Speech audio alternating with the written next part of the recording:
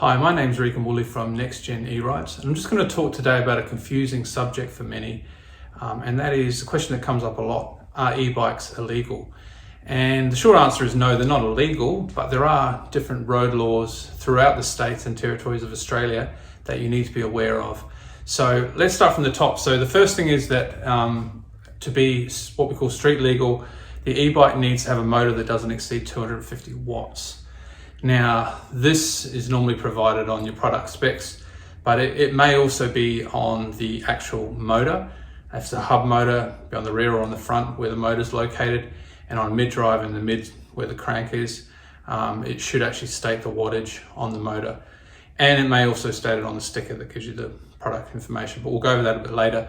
The second thing is that the maximum speed that you can go is 25 k's an hour. So the e-bike shouldn't exceed 25 k's an hour. That can be a little bit confusing because if you're riding any bike down the hill, an e-bike or even a normal bicycle, it's very, very easy to exceed 25 k's an hour. And you'll see that on your display that you're exceeding 25 k's an hour.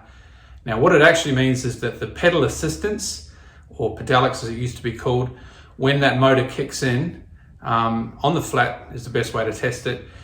Once it gets to 25 k's an hour, the motor should cut out, and then you create the speed by your own pedal power. If you're going on the flat and you're doing over 25 k's an hour and the motor's still on, that's probably a good indication that the max speed of your e-bike is in excess of 25 k's an hour. If you have throttle assist on your bike, the maximum motor size is 200 watts. Now, throttle assist is essentially like it sounds. It can actually be a physical throttle, which is just a little half throttle on the handlebar grip. And it can also be on the left-hand side with a lever that you push up or down, and that will then create throttle assist. Throttle assist just means that it doesn't require any pedal power. It's completely 100% motor power generated, like a motorbike. Now, if you have throttle assist, the maximum speed in Queensland, and it does differ again, is 6 k's an hour. So really it's only to be used as a start-off point to get the bike moving, and then you should be using your pedal power to propel the bike forward. The final thing is it must or should, now this is because there's different wording throughout Australia, but it must or should meet European standards, which is for e-bikes EN 15194. Now, the best way to tell this, if you're a consumer, is on the bike. It should actually have a sticker or something permanent like an engraving or like a stamp mark that will say EN 15194 compliant. You'll also find it will be on the packaging. If it's sent in a box, a cardboard box, it should be written on the box.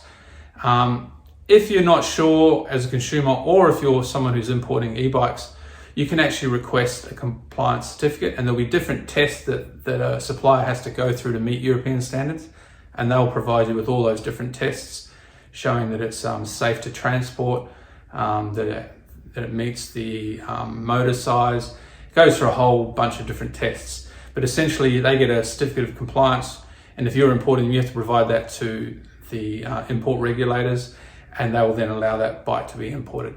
So something really important, easy to find, whether it meets that. Now, the next question would be, okay, I have an e-bike and it doesn't meet all the laws. Maybe it slips up on one, maybe it's a 500 watt motor. So what happens then if you've got a bike that is not street legal? Well, there's two things you can do. One is that you can just ride it on private property, which is kind of, are you really going to do that?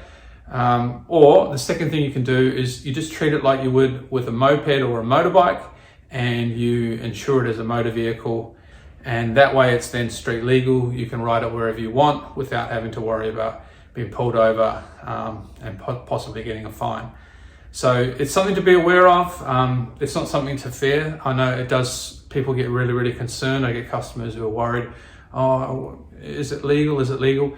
It's legal. And the other thing is, if you're one of these people and they're out there, if you've got a bike that isn't street legal, there are things you can do to safeguard yourself against getting pulled over by the police, or and just be sensible. If you've got a bike that has throttle assist, don't ride the bike with throttle assist, on the whole time. Really just use it as a starting point, and use the pedal assist, and you'll be fine. But if you're going to ride around and treat it like a motorbike, then you need to get it registered as a motorbike.